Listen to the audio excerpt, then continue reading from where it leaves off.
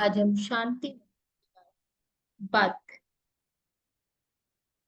उससे पहले मैं आपको बता दूं कि शांति मंत्र है क्या। ओम द्यौ शान्तिरन्तरिक्षगं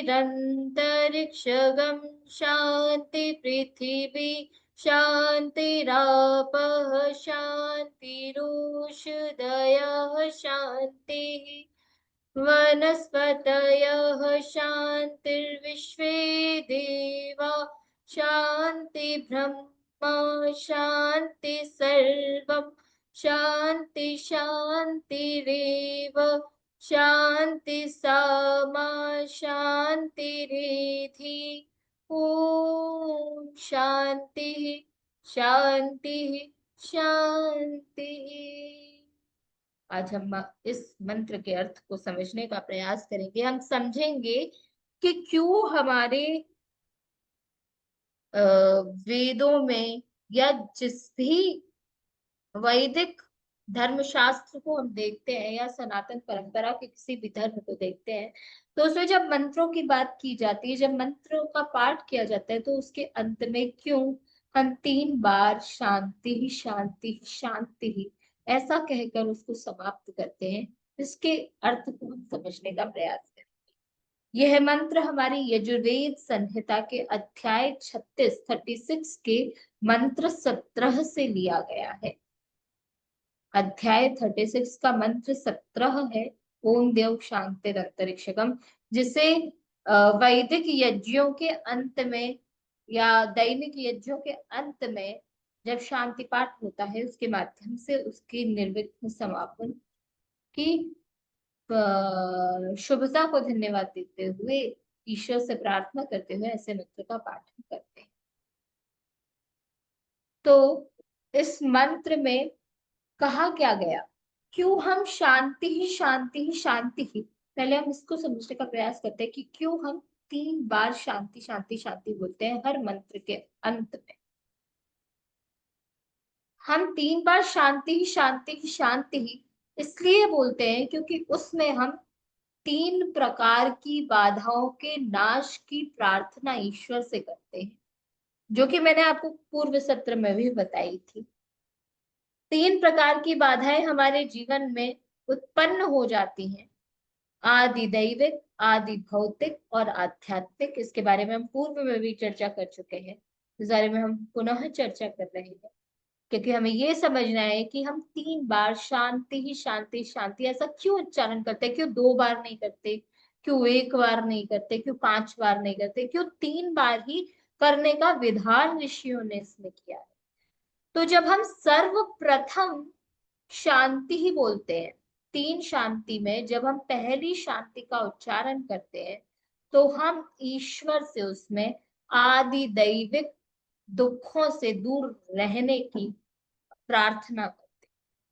अब हम ये जानने का प्रयास करते हैं कि आदि दैविक दुख क्या है। आदि दैविक दुख वो है जो अकारण उत्पन्न हो जाते हैं, जैसे कि अतिवृष्टि हो जाना, जैसे मैं नेचुरल कैलामिटीज जो क्रिएट हो जाती हैं, अर्थक्वेक आ जाता है, नेचुरल डिजास्टर्स आ जाते हैं हमारे, ठीक है।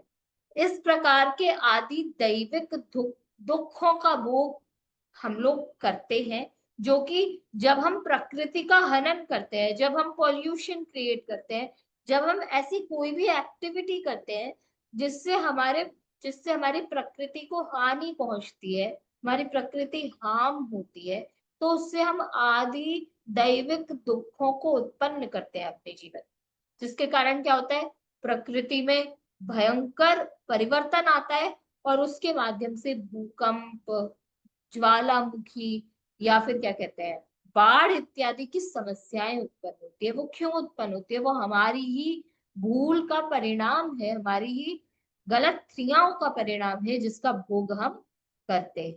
तो इस प्रकार के आदि दैविक दुखों की अशांति से हमें शांति मिले, ऐसे आदि दैविक दुख हमसे दूर रहे, ऐसी प्रार्थना हम पहले शांति में करते। जब हम शांति ही तृतीय बार बोलते हैं, तो हम उस तो हम उस दूसरी शांति में अपने आदि भौतिक दुखों से दूर रहने की मांग, प्रार्थना ईश्वर से करते हैं। आदि भौतिक दुख क्या होते हैं? दैहिक दुख, जो हमारी देह से संबंधित दुख होते हैं।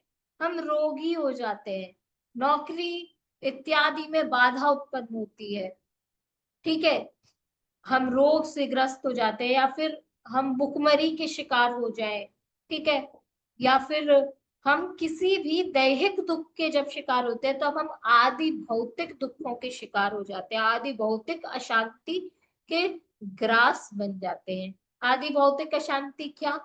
कि हम इतना प्रयास कर रहे हैं, इतना धन धन कमा रहे हैं, इतना धन कमा रहे हैं, फिर भी हमको शांति नहीं मिल रही है, ठीक है। दूसरा आदि भौतिक दुख क्या? कि हम आ, हम भूख के शिकार हो गए, ठीक है, हम रोग के शिकार हो गए। इस प्रकार के दुख हम आदि भौतिक दुख में भोगते हैं। तो ऐसे दुखों से दूर रहने की प्रार्थना दूसरी शांति में हम ईश्वर से करते हैं, जिसमें हम अपनी सराउंडिंग्स, क्योंकि कहते हैं ना कि सराउंडिंग्स का बड़ा प्रभाव पड़ता है मनुष्य पे, कि जैसा वातावरण होता है वैसा ही मनुष्य हो जाता है, इस प्रकार की बात की जाती है। इसीलिए कहा जाता है कि हमें हमें जिस प्रकार हम स्वयं को शुद्ध रखने का प्रयास करते हैं, उसी प्रकार हमें अपने आसपास की जगह को, अपने आसपास के वातावरण को शुद्ध रखने का प्रयास करना चाहिए। हमें ऐसे लोगों से अप्लावित, ऐसे लोगों से घिरा हुआ रहना चाहिए जो लोग सत विचारों के धनी हो, जो लोग सज्जन हो, जो लोग अच्छी बातें करते हो, सद विचारों के धनी हो। इस प्रकार से के लोगों से हमें घिरा रहना चाहिए। कल भी मैं बात कर रही थी कि हमें कलह और क्लेशों से बहुत दूर रहना चाहिए। तो ऐसे हम कैसे दूर रहेंगे? जब हम अपने वातावरण को शुद्ध रखेंगे, स्वयं सात्विक विचारों को के उद्रेक अपने भीतर करेंगे और अपने आसपास के वातावरण में भी उस सकारात्मकता को फैलाने का प्रयास करेंगे, तब हम आदि भौतिक दुखों से दूर रहेंगे। तो इस प्रकार जब हम ओम शांति ही शांति ही शांति बोलते हैं, तो पहली शांति में हम अपने दैविक दुख, यानी जो देव, जो ईश्वरीय, जो प्रकृति के द्वारा निर्मित दुख होते हैं, ये जो प्रकृति है ये हमारे लिए ईश्वर के सदृश है, क्योंकि ये हमें हर प्रकार की सकारात्मकता को देने का प्रयास करती है, चाहे वो ऑक्सीजन हो, चाहे वो अच्छी हवा हो, स्वच्छ जल हो, ठीक है, इस प्रकार के सुखों को हमें देने का प्रयास करती है। इसीलिए हम दैविक दुखों से दूर रहे, ऐसी शांति की हम कामना करते हैं। दूसरी शांति में हम दैहिक दुखों से दूर रहे, अर्थात आदि भौतिक दुखों से दूर रहे, जिसमें हम अकारण ही हमारे जीवन में क्लेश उत्पन्न हो जाते हैं, दुख उत्पन्न हो जाता है, हमें हार जीत का भय लगने लगता है, भय क्रोध इत्यादि से हम भर जाते हैं। इस प्रकार के दुखों से हमें दूर रहने की कामना की गई है। जब हम तीसरी शांति का पाठ करते हैं, तो हम उसमें अपने आध्यात्मिक दुखों के उद्रेक से बचने का प्रयास करने की कामना करते हैं ईश्वर से। अब आध्यात्मिक दुख क्या होते हैं? मानसिक, जो मन में, जो आत्मा में उत्पन्न दुख होते हैं, जो हमारी ही विक्षोभ के कारण उत्पन्न हो जाते हैं, हमारे कर्मों के फल स्वरूप उत्पन्न हो जाते हैं। जैसे कोई दुख, विकार, चिंता, उद्वेग, अहंकार इत्यादि से हम जब ग्रस्त हो जाते हैं, कहा जाता है कि अहंकार जो है वो हमारे जीवन की सबसे बड़ी बाधा होती है। उससे ही क्रोध, राग, द्वेष, ईर्ष्या, मद, मोह इत्यादि जो भाव है वो हमारे भीतर उत्पन्न हो जाते हैं। इसीलिए हम यदि अहंकार का त्याग कर दें, तो हम अपने आध्यात्मिक दुखों से स्वतः ही बच जाते हैं। जिस एंजाइटी, डिप्रेशन के शिकार हो जाते हैं, उस शिकार से हम बच जाते हैं। तो इस प्रकार की चिंता, दुख इत्यादि से हमें बचने का प्रयास करना चाहिए। कहते हैं कि चिंता नहीं, व्यक्ति को चिंतन करना चाहिए, और चिंतन भी ऐसा जिसमें वह स्वयं के उत्थान के बारे में विचार करे, मात्र खुद को गिराने का प्रयास न करे। ऐसे चिंतन में हमें ग्रस्त रहना चाहिए। इस प्रकार की बात हम तीसरी शांति में इस प्रकार की प्रार्थना करते हैं। इसी कारण हम जब भी किसी भी मंत्र का उच्चारण करते हैं तो उसके अंत में 3 बार ओम शांति ही शांति ही शांति, इस प्रकार की कामना हम करते हैं। इसको इस प्रकार से भी लिया जा सकता है कि हम तीनों लोकों में शांति बनी रहे, इस प्रकार की कामना करते हैं। ठीक है, इस प्रकार की प्रार्थना करते हैं। ये जो प्रार्थनाएं होती हैं वो पीड़ा विक्षोभ इत्यादि के कारण उत्पन्न होती है। ठीक है, वो पीड़ा जो है वो हमारे आध्यात्मिक दुखों के कारण उत्पन्न होती है, जो कि हमारे ही किसी विकृत कर्म का नतीजा होती है। क्योंकि यदि हम करणीय कार्य करें, जो करने योग्य कार्य है, यदि हम उनको करते चले जाएं तो सहज सहज ही हम इतनी शांति अपने भीतर अनुभव करते हैं कि हमें पता ही नहीं लगता कि कब हम उन दुखों से दूर हो जाते हैं और सुकून एवं शांति की ओर चले जाते हैं। अब यजुर्वेद के इस मंत्र में भी हम ऋषि ने ईश्वर से किस प्रकार की मांग, किस प्रकार की प्रार्थना की है, आइए हम जानते हैं। कहा कि ओम द्यौः शांति, कहा कि शांति अंतरिक्षम शांति पृथ्वी, कि हे ईश्वर, ऋषि कामना करते हैं कि हे ईश्वर, द्युलोक में शांति बनी रहे, अंतरिक्ष लोक में शांति बनी रहे। और फिर क्या कहा गया, शांति ही पृथ्वी, पृथ्वी लोक में शांति प्रदान करें, इस प्रकार की कामना करते हैं। फिर क्या कहा गया, शांति ही आपः शांति ही ओषधयः शांति, क्या कहा गया, आपः अर्थात जल, जो हमारे पंच तत्वों में से एक तत्व जल माना जाता है और जल की बड़ी भूमिका है, बहुत बड़ा विज्ञान है जल का। जब हम संकल्प पाठ करते हैं तो हम जल को अपनी अपनी हथेली में भर करके फिर उसके बाद संकल्प पाठ करते हैं। जब भोजन करते हैं तो मंत्र के पश्चात कहा जाता है हमें 3 बार अपनी थाल के चारों ओर उस जल का सिंचन करना चाहिए। जब हम क्या कहते हैं, जब हम आचमन करते हैं यज्ञ में, हवन में, जब हम आचमन करते हैं तो हम जल को पीते हैं। तो जल का क्या विज्ञान है, जल का यह विज्ञान है कि जल शक्ति का स्रोत माना जाता है, कि आप जल में जिस प्रकार की शक्ति को भर दोगे और उस वैसी ही शक्ति आपके भीतर प्रवाहित होने लगेगी। ठीक है, इस प्रकार की कामना जब हम कहते हैं कि ओम अमृतोपस्तरणमसि स्वाहा और फिर जल को पीते हैं तो हम उसमें सकारात्मकता सदुद्रेक करके फिर उसमें अपनी पॉजिटिव एनर्जी को भर करके, ईश्वर की पॉजिटिव एनर्जी को भर करके फिर उसको ग्रहण करते हैं, जो हमारी भीतर जाके सकारात्मकता का संचार करता है, पॉजिटिविटी को क्रिएट करता है और को डोपामिन क्रिएशन में हेल्प करता है। जैसा कि मैंने आपको पहले ही सत्र में बताया था कि वेगस नर्व को एक्टिवेट करने का कार्य करता है और फिर उसके बाद हमारी जो ब्रेन में, मस्तिष्क में जितनी भी विकार उत्पन्न हो जाते हैं हमारे आध्यात्मिक दुखों के कारण, उनसे दूर करने का प्रयास करता है। तो जल की बड़ी भूमिका है, इसीलिए पंच तत्वों में मात्र जल की बात की गई इसमें, उसके बाद फिर आगे बात की गई। तो कहा गया शांति ही आपह, की जल शांति प्रदायक हो, जो जल हम ग्रहण करें, जिस जल का हम सेवन करें, जिससे हम अपने वस्त्र प्रक्षालन, जिससे हम अपने कपड़ों को तक धोएं, जिसको हम ग्रहण करें, जैसे हम सब्जी इत्यादि बनाने में प्रयोग करते हैं, खेती इत्यादि में जल का प्रयोग होता है, जिस भी प्रकार के कार्य को हम जल के माध्यम से कर रहे हैं वह जल हमें शांति को प्रदान करने वाला हो। फिर क्या कहा गया, शांति ही औषधयः, औषधियां तथा वनस्पतियां शांति प्रदायक हूँ। जो वृक्षों के माध्यम से, जो पर्वतों के माध्यम से और जो भी औषधियां हमें प्राप्त होती हैं, जो भी वनस्पति, पेड़, वृक्ष इत्यादि, वो शांति प्रदायक हो, शांति प्रदान करने वाले हो, ऐसी प्रार्थना ऋषि करते हैं। फिर क्या कहा ऋषि ने, वनस्पतयः शांति, वनस्पतियों में शांति बनी रहे। फिर कहा विश्वे देवाः शांति। फिर क्या कहा गया? सर्वव्यापी परमात्मा से फिर प्रार्थना की गई कि हे ईश्वर, संपूर्ण जगत में शांति को स्थापित करो।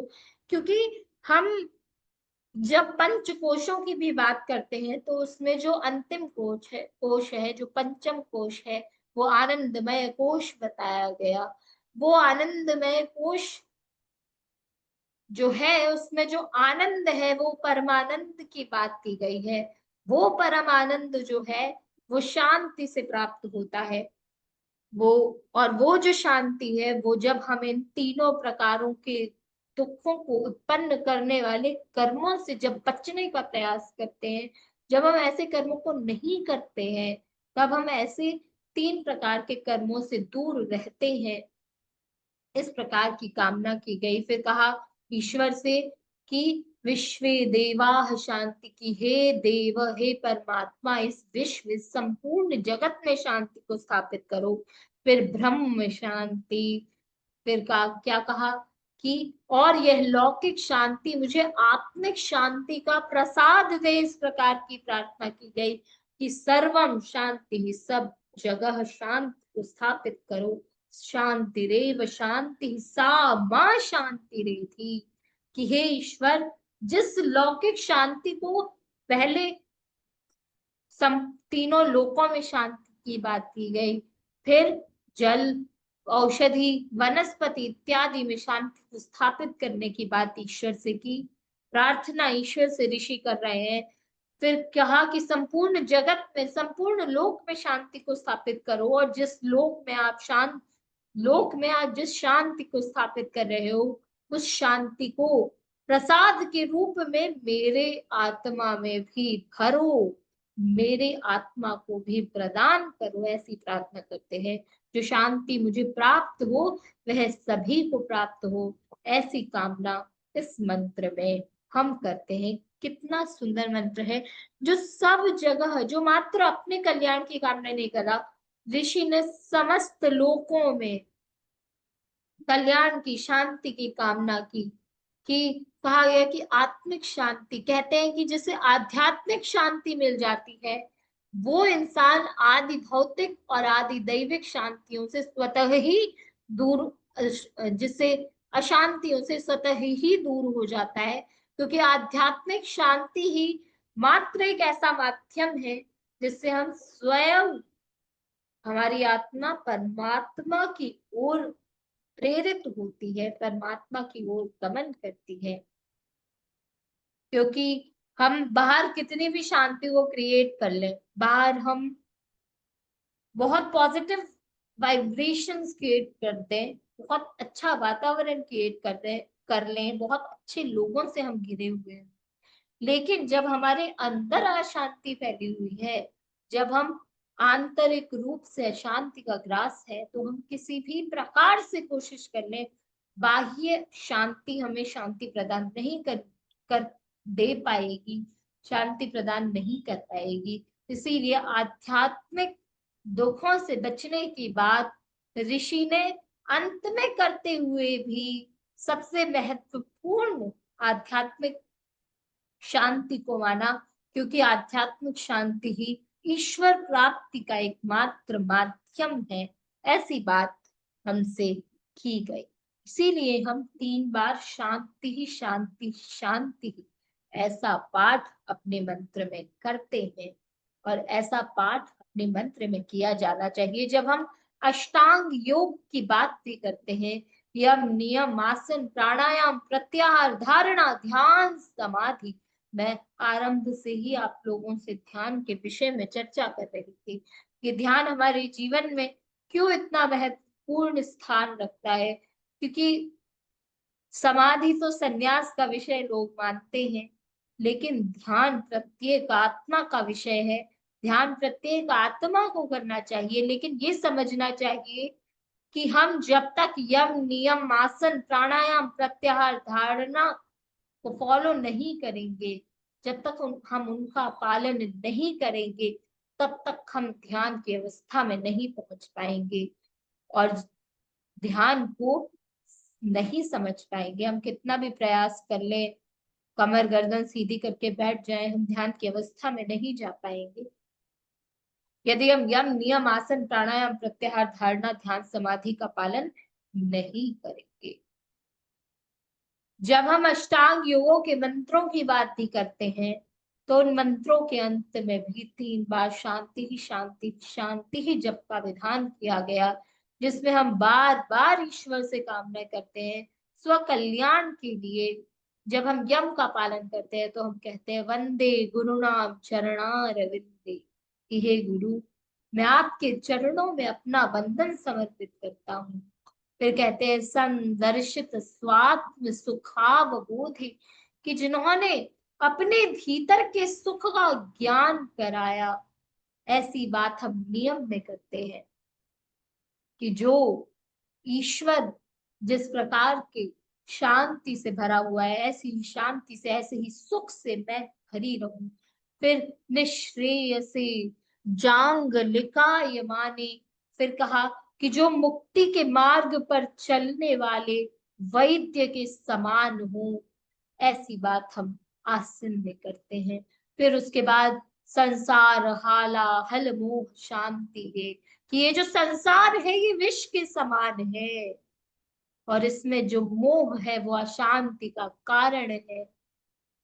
ऐसी कामना हम ईश्वर से करते हैं कि हे ईश्वर, इस संसारिक विष में हम मोह के ग्रास न हो जाए।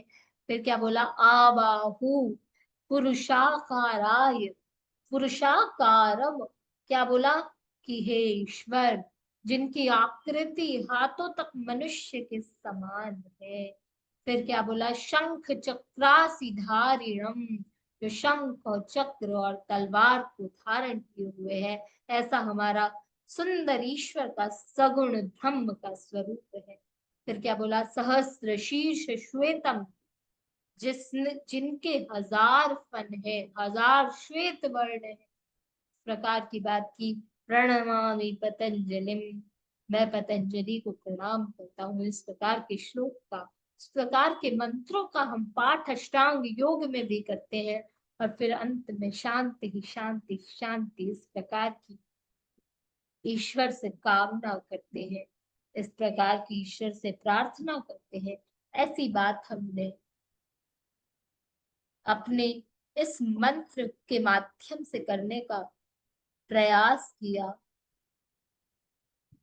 और मैंने आरंभ में ही आपको बताया कि जब बोला गया ओम द्यौः शांति है अंतरिक्षम शांति, तो क्या बोला गया कि हे ईश्वर, तीनों लोकों में शांति को प्रदान करो, द्युलोक में, पृथ्वी लोक में, अंतरिक्ष लोक में। उसके बाद जल में शांति की स्थापना की बात की गई।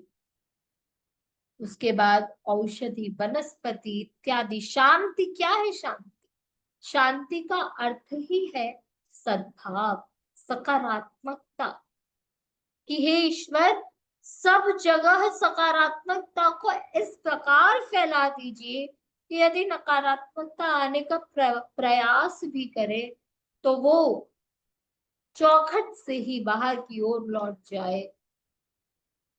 हमारे मन जो है वो हमारे गृह के, हमारे घर के समान होता है। कहते हैं कि इस मन के भीतर हम जिस प्रकार के भावों को भरते हैं, हम उसी प्रकार के जीवन को जीने लगते हैं। तो यदि हम इस मन रूपी गृह में, इस मन रूपी घर में सकारात्मकता का उद्रेक करेंगे, मैंने आपको पहले एक सत्र में बताया भी था कि ये जो आत्मा है हमारे भीतर अंगुष्ठ मात्र अंगूठे जितनी होती है, जो हमारे हृदय के अत्यंत समीप विराजती है, जो हमारे भीतर सही और गलत के बीच का जो बोध है। कल मैंने बताया आपको कि क्यों क्यों जब हम यह गीत गाते हैं, क्यों जब हमने ये पंक्तियां गाई मैंने, तो क्यों मैंने कहा कि विद्या बुद्धि तेज बल, इसमें विद्या और बुद्धि को अलग अलग क्यों रखा गया? कि विद्या तो सबके पास होती है, विद्या का अर्जन तो कोई भी व्यक्ति कर सकता है, लेकिन जिस व्यक्ति के अंदर उस विद्या को उपयोग करने का विवेक न हो, जिस व्यक्ति के अंदर किम कर्तव्यम अस्ति किम अकर्तव्यम अस्ति, क्या करणीय है और क्या अकरणीय है, उसका बोध न हो पाए, उसका बोधक जो व्यक्ति न हो पाए, उसकी विद्या व्यर्थ हो जाती है। कहते हैं कि कृपा ईश्वर से जो सच्चे हृदय से मांगता है, ईश्वर उस पर अपनी कृपा की बरसात कर देते हैं। इस प्रकार की बात की गई। हमने अपने पौराणिक कथाओं में भी ये बात पाई कि ईश्वर की उपासना करने वाले असुरों को भी ईश्वर प्राप्त हो गए।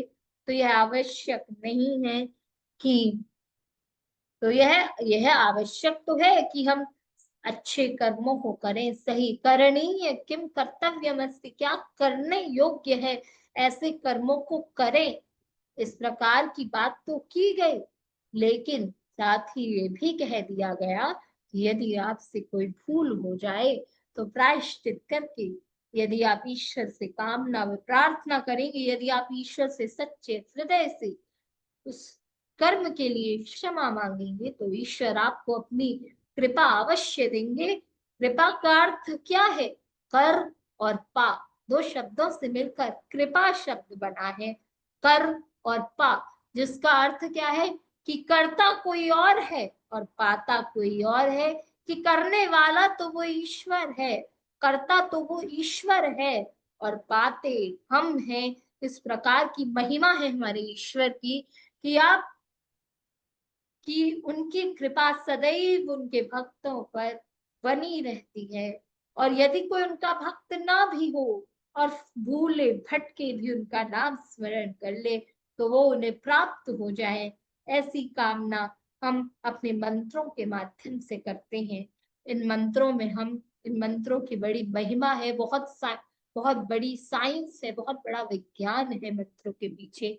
मैंने आपको आरंभ में ही बताया कि मन त्रायते, जो मन का तारण करने वाला होता है वो मन होता है। जिस प्रकार हम अपने घर को झाड़ू पोछा इत्यादि से स्वच्छ करते हैं प्रातः काल में उठकर, यदि हम प्रातः काल में उठकर इन मंत्रों के माध्यम से अपने मन का भी तारण करें, अपने मन को भी स्वच्छ करने का प्रयास करें, तो हमारा जीवन सही दिशा की ओर बढ़ जाएगा। ऐसी कामना, ऐसी प्रार्थना, ऐसी ऐसी प्रार्थना हम ईश्वर से अपने मंत्रों के माध्यम से करते हैं। ऋषि ने बड़ी महान रचना की है मंत्रों की।